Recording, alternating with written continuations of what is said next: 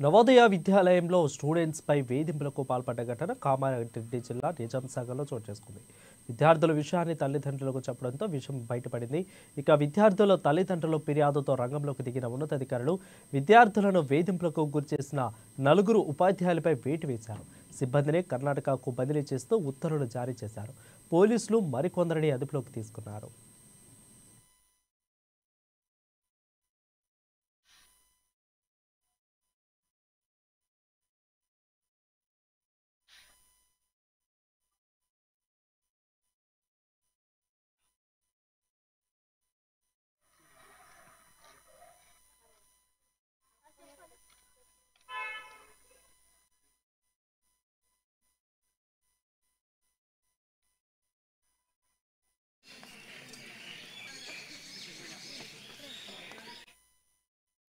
మంచిర్యాలలో